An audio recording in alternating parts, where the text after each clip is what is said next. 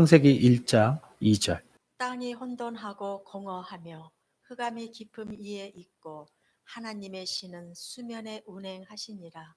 왜 하나님의 신이 수면에 운행을 하냐고요. 수면이란다는 거가 뭐냐면 물의 얼굴이에요. 여기 보면 마이미르잖아요. 물이라고요. 면 한번 찍어보세요. 얼굴이라고요. 얼굴. 사람으로 표현한다고요. 땅은 물이다 이렇게 얘기하면서 이 2절의 상태가 구원받지 못한 사람들한테 복음 전하는 얘기다. 3절에 빛이 있으라며 빛이 있었고 이런다. 빛이 있으라 하며 빛이 있었고 하려면 누가 가서 빛이 있는 사람이 가야 빛을 주는 거 아니에요. 마태복음 5장 14절. 이 수면에 운영하는 게 빛이 있으라 하며 빛이 있었고요. 너희는 세상의 빛이라. 산 위에 있는 동네가 숨기우지 못할 것이요 주세요. 15, 16. 사람이 등불을 켜서 말 아래 두지 아니하고 등경 위에 두나니 이러므로 집안 모든 사람에게 비치느니라.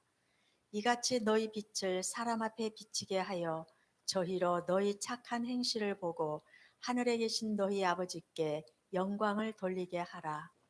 빛이에요. 빛을 갖고 있으면 뭐예요? 우리가 왜 빛 됐어요?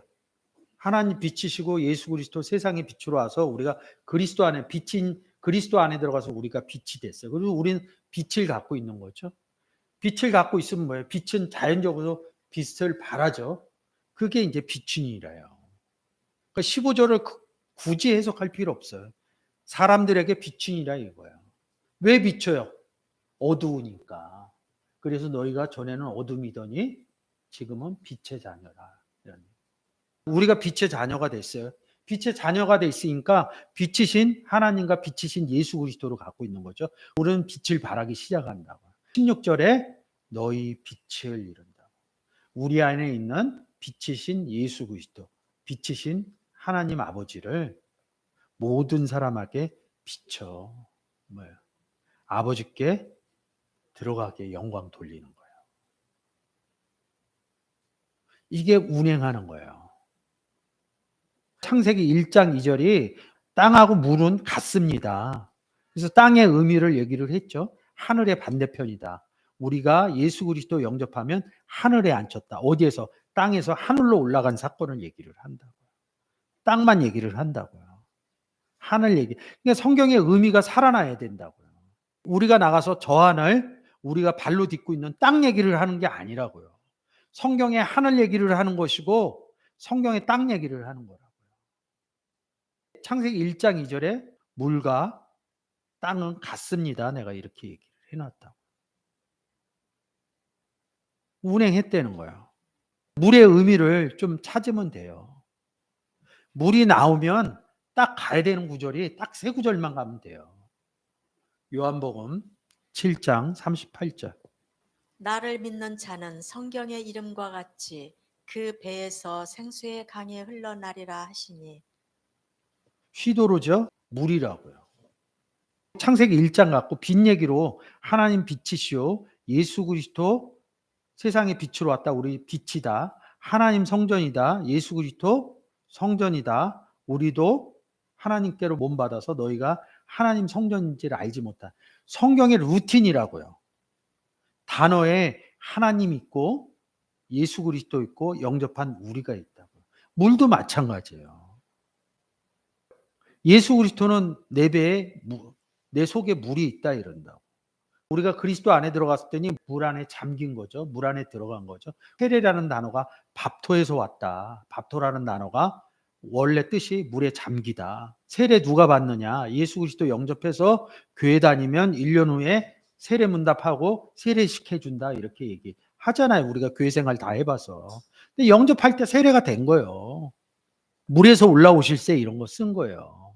물에서 왜 올라오냐고. 하늘이 열리고 이런다고.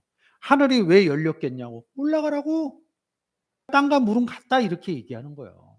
땅에서 올라간 사건 얘기한다고. 하늘에서 이룬 것 같이 땅에서 이루어진다. 그 의미를 생각해내야 된다. 짧은 시간에 참 이게 물 하나 갖고도 몇 날 며칠을 해야 이런 부분이 좀 하나만 뚫리면 성경의 내용들이 많이 뚫릴 수 있어요. 물동이 나오죠. 물동이 요한복음 4장에서 이 단어가 물에서 나와요. 우리가 물이 된 거예요. 너희는 그릇이니 이러면서 그런 개념에 물동이 항아리가 들어가는 거야. 의미가 알면 풀려진다고. 아, 왜 성경이 참 저는 성경 어떻게 이렇게 단어를 이렇게 연결되게 해놨나. 그거 못 짤 것 같은데 짜져 있더라고 이렇게 단어로만 봐도. 그래서 물이라는 의미가 있어요. 물을 또 뭐라 그러냐면 백성이라고 그런다고. 우리를 뭐라 그래? 하나님 백성이라고 그러죠. 그래서 두 구절만 볼게요. 시편 29장 3절. 여호와의 소리가 물 위에 있도다. 영광의 하나님이 내성을 바라시니 여호와는 많은 물 위에 계시도다. 아멘. 이 구절 보기 전에 계시록 한번 더 보고 29장 3절로 올게요. 계시록 17장 1절 이른다. 또 일곱 대접을 가진 일곱 천사 중 하나가 와서 내게 말하여 가로되 이리 오라. 많은 물 위에 앉은 큰 음녀의 받을 심판을 네게 보이리라. 음녀 받을 심판 이렇게 얘기한다고요. 심판 얘기 나오면 구원받지 못했다는 거거든요. 음녀가 물 위에 앉아 있다는 거예요. 물은 열국 백성이라고 나옵니다. 백성이죠. 이제 그 의미를 찾아야겠죠. 그 의미를 찾으면 물은 백성으로 나온다고요. 그러니까 백성들 위에 앉아 있다는 거예요. 우리는 하나님 백성이죠. 그래서 우리가 요한복음 7장 30절 갖고 우리를 물이라고 그랬죠. 그래서 물 안에 들어갔다 우리가 물이 됐다. 시편 29장 3절에 여호와가 많은 물 위에 계신도다 이러는 거예요. 여호와 하나님의 신이 물 위에 운행하다 이런 거 똑같아요. 17장 1절에 음료가 앉은 물이죠. 15절에 또 천사가 내게 말하되 네가 본 바 음녀에 앉은 물은 백성과 무리와 열국과 방언들이니라. 백성과 무리와 열국, 방언 이런다고요. 혀 얘기하는 거거든요. 몸 얘기하는 겁니다. 음녀가 백성들 위에 앉아 있다는 거예요. 시편 29장 3절에서 뭐예요? 여호와가 많은 물 위에 있다 이런다. 우리가 물이라고 그래. 함께 있는 상태를 얘기를 하는 거거든요. 물 위에 어떻게 앉아 있어요? 물에 빠지지. 여호와가 앉아 있는 것은 신이니까 괜찮아. 음녀가 어떻게 앉아 있냐? 뭐 그런 의미가 아니겠죠. 이 17장은 구원받지 못한 상태들의 그들이 하는 행위들을 써놓은 거거든요. 창세기 1장 2절.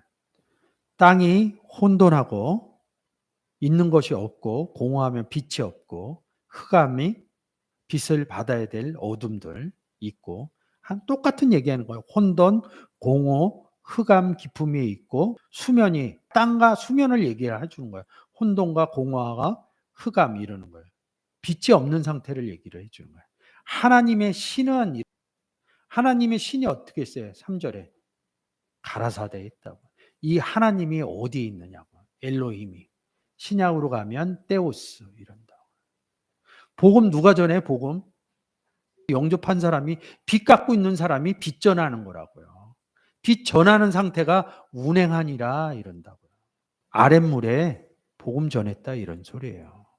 3절에서 다 모아서 빛이 있으라 하며 빛이 있었고 공허, 혼돈, 흑암의 깊음 있고 수면 다 같은 상태라는 거죠.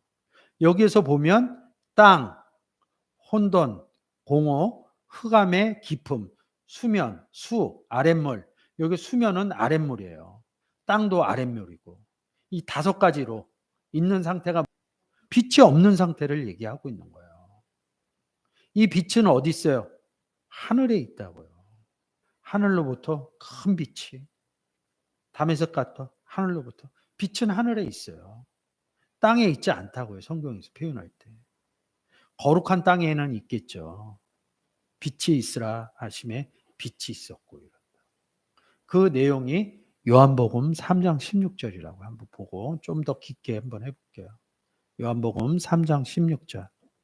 하나님이 세상을 이처럼 사랑하사 독생자를 주셨으니 우리 다 영접했죠? 이렇게? 독생자 누가 줬어요? 여기서 볼 때는 하나님이 줬죠. 누구를 통해서? 먼저 독생자 받은 사람들 통해서. 이게 보여줘야 돼요. 그냥 나만 그냥 독생자, 오, 하나님 주셨어?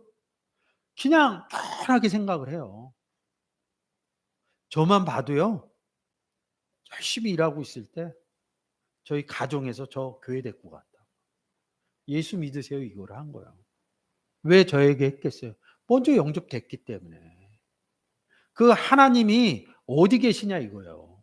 영접한 사람들 안에 계신다는 거죠. 예수 믿으세요 하는 것이 하나님이 세상을 이처럼 사랑하사 독생자를 주셨으니 이런 논법으로 보여줘야지 성경의 내용들이 달리 뵌다는 거예요. 막연하게 생각하지 않는다는 거예요. 영접한 사람들을 통해서 아니면 하나님 역사 안 하신다. 하나님 어디 있는데 영접한 사람들 안에 계시다고. 영접했는데 자기 안에 하나님이 있는지 예수 그리스도가 있는지 알지 못한다는 거예요. 설사 알았어. 근데 성경에 써 있는 것을 몰라요. 그러니까 어떨 때는 있는 것 같고 어떨 때는 없는 것 같고 그러니까 자꾸 행위로 하는 거야. 어떠한 행위로. 행위는 두 번째예요.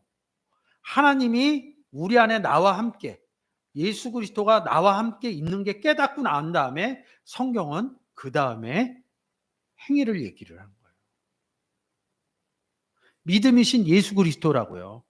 야고보서에 그러는 거야. 네가 믿음이 있느냐? 믿음을 나에게 보여라 이러는 거예요. 예수가 있음을 보여줘라. 아, 예수를 갖고 있어야 빛을 갖고 있어야 빛을 주듯이 예수를 갖고 있어야지 예수를 주죠. 내 안에 예수가 있는지 없는지도 모르면서 예수 믿으세요 하면 안 된다 이거예요. 이 베드로가 성전 미문에서 내게 있는 것으로 내게 주노니 이렇게 얘기한 거야. 베드로는 아는 거야. 내 안에 하나님과 예수 그리스도가 있다는 것을. 내게 있는 것으로 내게 주노니 이렇게 써 있는 거예요. 그러면서 오순절 사건이 벌어진 거예요. 오순절 사건을 3장에서 현실화 시킨 거예요. 제자의 수가 3,000이 되더라 이렇게 얘기를. 구원받은 얘기하는 거죠. 이 3장 16절이 하나님이 세상을 이처럼 사랑하사 독생자를 주셨으니 우리가 예수 믿으세요 하잖아요. 내가 한 거잖아요. 그렇죠? 하나님과 예수 그리스도와 관계와 나와의 관계를 정립을 못하는 거야. 요한복음 15장 얘기하는 거예요. 아버지 농부, 예수 그리스도 포도나무, 나 가지. 우리가 독생자인 예수를 줬어요. 구원 얻었네? 나의 열매라는 거예요. 15장에서 농부와 포도나무와 함께 나무에 붙어 있으면 포도나무에 붙어 있다는 건 포도나무는 예수, 하나님께 붙어 있다는 거야. 하나님과 같이 있다는 거예요. 붙어 있지 않으면 열매 맺지 못한다고 그러잖아요. 붙어 있으면 열매를 많이 맺나니 그럼 열매 맺으려면 어떻게 해요? 저도 잘 못해요. 열매가 맺혀진다는 거예요. 그게 영접 사건으로부터 하나님과 예수 그리스도가 함께 있는 것을 내가 입으로 삶으로 증거해내지 못한다면 생각적으로 생각을 못한다면 열매 부분이 좀 달라진다는 거예요. 요한복음 3장 16절이 내가 독생자 주는 사건으로 보여줘야 된다는 거죠. 복음 전해야 되는. 어릴 때는 뭐예요? 그냥 독생자 받은 거를 얘기를 하는 거고 내가 정말로 하나님과 예수 그리스도가 함께 있음을 알면 독생자를 주는 거로 보여줘야 된다는 거죠. 맨날 받는 것만 얘기하냐고. 그럼 받은 독생자는 언제 줄 거냐고요. 이 16절이 내가 내 안에서 하나님이 역사해서 주는 구절로 보여줘야 된다는 거죠. 그게 오늘 창세기 1장 2절에 수면에 운행했다는 거죠. 3절에 빛이 있으라 하며 1장 2절로 다시 가서 한번 읽고 마치도록 하겠습니다. 창세기 1장 2절. 땅이 혼돈하고 공허하며 흑암이 깊음 위에 있고 하나님의 신은 수면에 운행하시니라. 하나님이 가라사대 빛이 있으라 하심에 빛이 있었고 2, 3절까지가 세상에 독생자 주는 얘기라 이거죠. 독생자가 예수 그리스도고 예수 그리스도가 빛이시죠. 빛이신 하나님, 세상의 빛으로 온 예수 그리스도 단에 들어가서 우리가 세상의 빛이 된 거죠. 세상의 빛이라고. 빛이 있었고 독생자를 받았다 이런 거야. 하나님 세상을 이처럼 사랑하사 독생자를 주셨으니 영생에 저를 믿는 자마다 영생에 이르게 이 표현을 한 거거든요. 요한복음 1장 12절에 마침 뭐야? 영접하는 자, 그 이름을 믿는 자들에겐 하나님의 자녀가 되는 권세를 줬다. 이렇게 얘기를 하는 겁니다. 4절에 와서는 안 믿는 사람 얘기도 하는 거예요. 그 빛이 하나님 보시기에 좋았대. 어떤 빛이요? 3절에 빛이 있었고. 왜 하나님이 좋았다 그래? 하나님의 자녀들이 나왔으니까 좋았다는 거죠.